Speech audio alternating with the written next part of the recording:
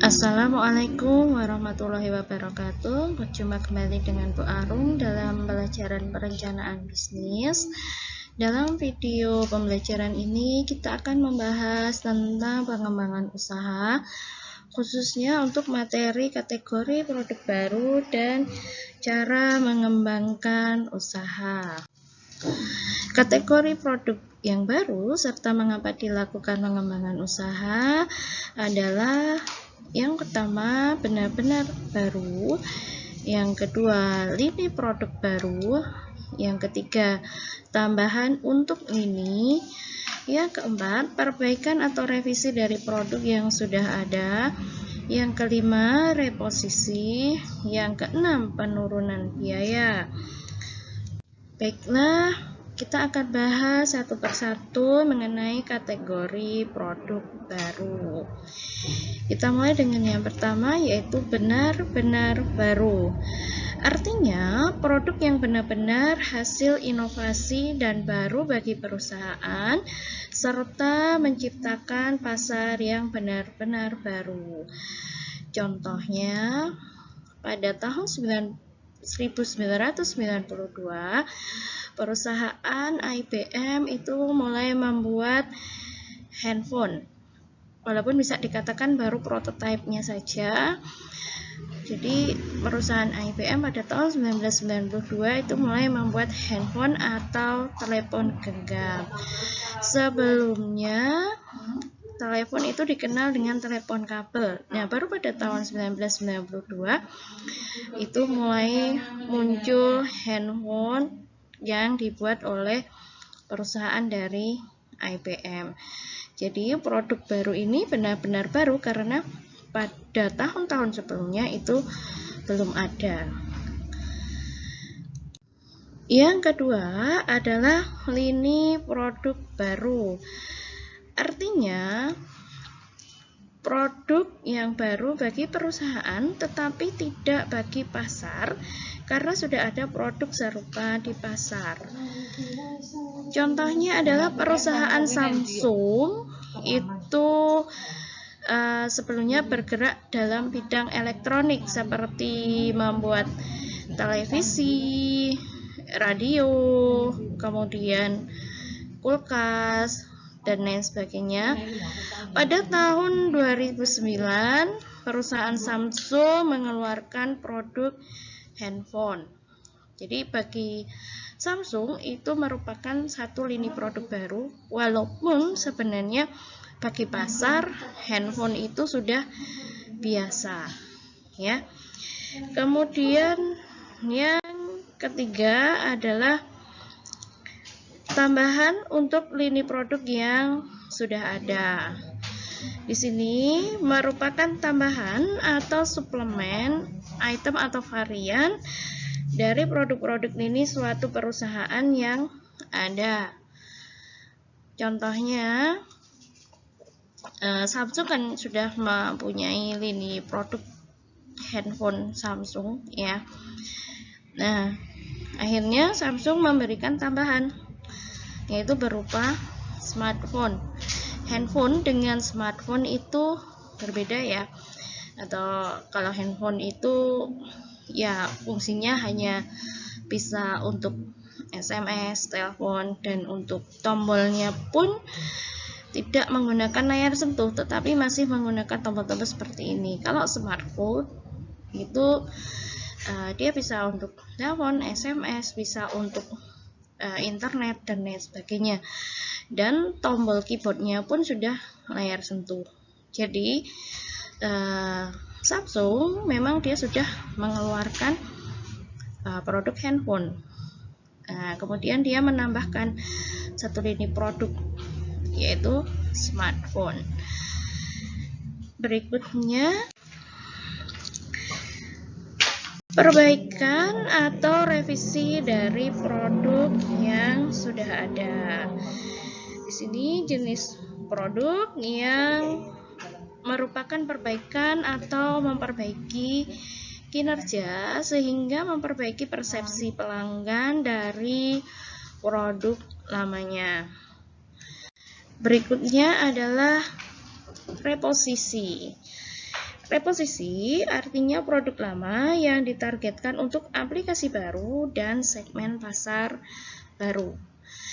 Dulu di sekitar tahun 2000, awal 2000 itu ada produk handphone Nokia 3310. Saat itu dia hanya layar pun masih hitam putih, kemudian sinyal pun masih menggunakan sinyal 2G, tombolnya juga masih seperti ini. Di sekitaran tahun 2017 Nokia mengeluarkan kembali produk handphone 3310. Sebenarnya ini yang dimaksud dengan reposisi ya. Jadi sudah dari sebenarnya produknya sudah produk lama, tetapi diperbaiki dan ditargetkan untuk aplikasi baru dan segmen pasar yang baru. Jadi 3310 yang baru ini merupakan reposisi dari 3310 yang lama.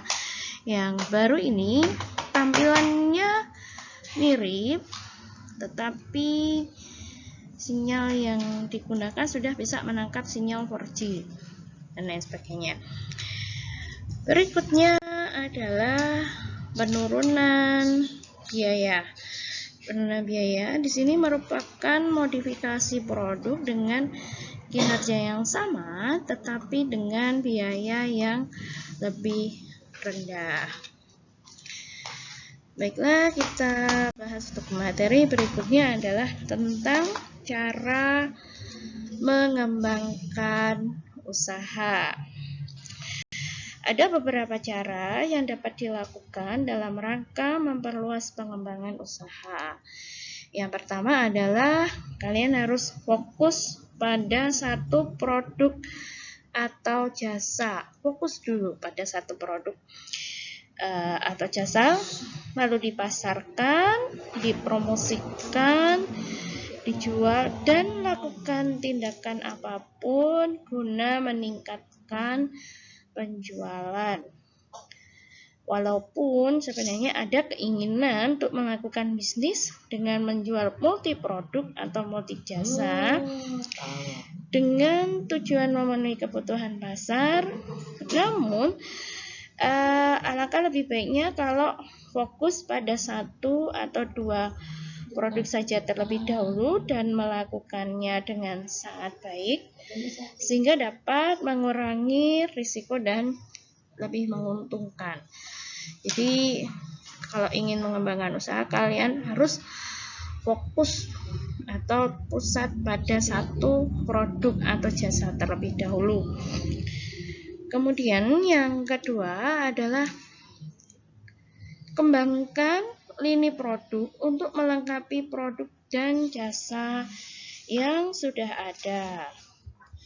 Nah, pada saat produk yang kita buat atau kita jual itu telah terbukti memiliki banyak pembeli, jangan lupa untuk mengambil peluang dari produk yang relevan untuk mendiversifikasi lini produk.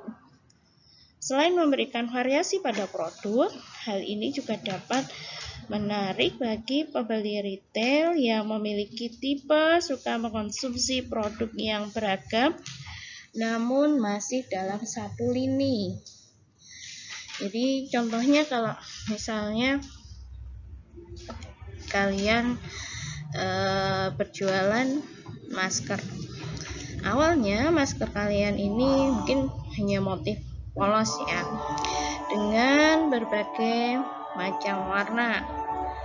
Nah, ketika sudah banyak konsumen yang membeli masker yang kalian jual, kalian bisa menjual atau membuat masker yang memiliki berbagai macam motif, atau mungkin bentuknya juga ditambah lagi. Misalnya kalau yang kalian jual pada awalnya itu adalah masker dalam bentuk biasa, kalian bisa menjual masker yang berbentuk dekbil. Jadi dilengkapi lagi ini produknya, sehingga konsumen bisa lebih bebas mau memilih masker mana yang akan dia beli. Apakah mau yang polos atau yang bermotif atau mungkin yang bentuknya duckbill. Yang ketiga adalah carilah cara untuk meningkatkan penjualan kepada pelanggan yang sudah pernah mencoba produk kita. Hal ini akan lebih mudah untuk dilakukan walaupun kita misalnya tidak dapat mengembangkan lini produk. Karena kalau konsumen yang sudah pernah mencoba produk yang kita buat atau yang kita jual, tentu saja konsumen sudah punya persepsi atau pendapat, sehingga mudah untuk dibujuk, mudah untuk dipengaruhi untuk membeli produk kita lagi. Caranya bisa dengan menggunakan volume diskon. Contohnya dengan bisa membeli 1 dapat gratis 1 produk, atau bisa juga dengan kartu diskon kunjungan. Kalau misalnya kalian memiliki toko, lalu di toko kalian itu konsumen itu dibuatkan kartu member, sehingga kalau misalnya konsumen itu belanja lagi di toko kalian dan menunjukkan kartu member, maka bisa memperoleh diskon. Yang keempat, mulailah untuk mempekerjakan seseorang. Bisa karyawan part-time, bisa kontraktor independen, bisa juga freelance, ataupun keluarga. Hal ini tidak saja akan meringankan cash flow dengan cara menyesuaikan biaya dengan level pekerjaan yang ada, namun juga dapat menggunakan tenaga kerja yang kompeten, yang memiliki keterampilan, yang mungkin kita tidak sanggup mempekerjakan secara full time. Jadi kalau mungkin modal kalian masih terbatas, tapi kalian membutuhkan tenaga kerja, kalian bisa menggunakan yang part-time. Part-time itu artinya kerjanya tidak full, hanya separuh jam saja, sehingga biaya yang kita keluarkan untuk tenaga kerja itu tidak terlalu banyak. Atau bisa juga menggunakan freelance. Freelance di sini itu artinya tenaga kerja itu hanya kita pekerjakan saat kita butuh saja. Jadi kita akan memanggil tenaga kerja tersebut saat kita memang benar-benar membutuhkan. Kalau kita tidak membutuhkannya, tidak kita pekerjakan.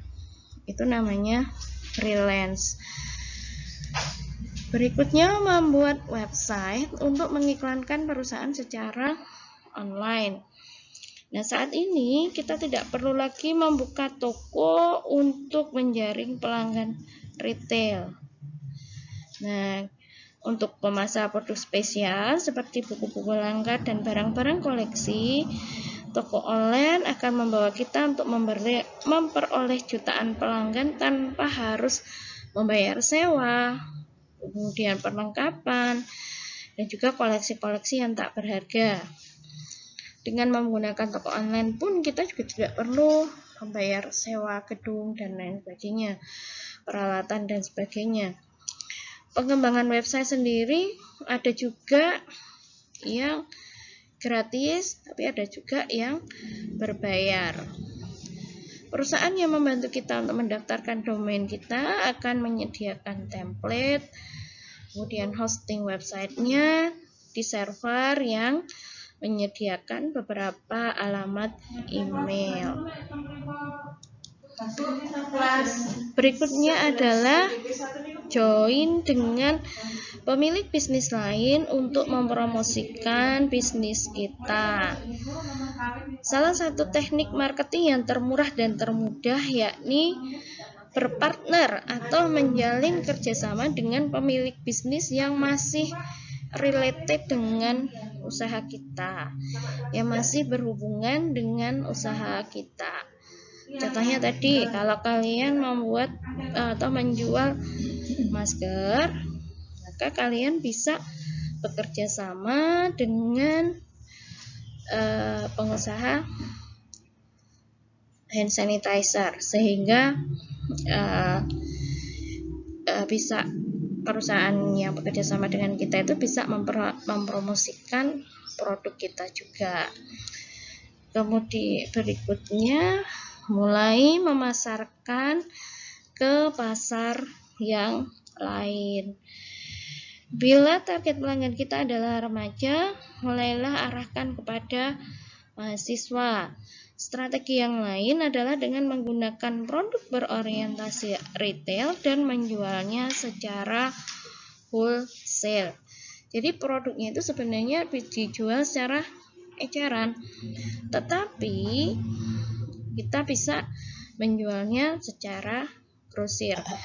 Contohnya pada toko jilbab, kalau dulu namanya Firdaus ya, atau Ababil yang di pasar Beringharjo itu. Jadi mereka ini menjual produk-produk jilbab secara eceran, tetapi mereka melakukan penawaran kalau membeli 3 akan di harga grosir.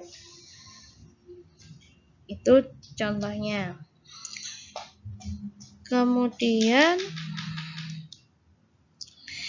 carilah cara baru dan berbeda untuk memasarkan bisnis kita. Hal ini bisa kita lakukan melalui email newsletter, atau bisa juga menjadi pembicara tamu atau pembicara di suatu instansi. Pada dasarnya, memasarkan bisnis tidak perlu menggunakan media yang membutuhkan biaya mahal untuk memasang iklan. Kita bisa menggunakan blog, bisa juga menggunakan Facebook, bisa juga menggunakan IG, WA, dan lain sebagainya. Kemudian cara berikutnya adalah kembangkan ke lokasi lain. Hal ini bisa dilakukan dengan menyewa virtual office di pusat bisnis atau menyewa bersama pemilik UKM lainnya. Ada peluang untuk mendirikan kantor sementara ketika kita membutuhkan suatu pengembangan tertentu, seperti menyewa temporary office dan lain-lain. Jadi ketika usaha kalian itu misalnya sudah berkembang di Jogja, dan konsumennya itu banyak berasal dari daerah yang lain dari luar Jogja. Nah, kalian harus mulai berpikir dari mana konsumen yang datang ke tempat kita, ke usaha kita. Oh, kalau misalnya ternyata dari Jakarta itu banyak, sehingga kita mulai akan mengembangkan ke Jakarta. Kita harus mulai buka cabang di Jakarta. Bisa juga kita menyewa tempat di sana, atau kita menyewa kantor yang sementara dan lain sebagainya. Berikutnya, pertimbangkan untuk mengembangkan bisnis dengan jalan waralaba atau peluang bisnis. Waralaba itu artinya di sini kalian menjual produk dan nama kalian ke orang lain, dan orang lain ini akan menjualkan produk kita. Jadi contohnya kalau kalian lihat di pinggir-pinggir jalan itu ada yang menjual kebab.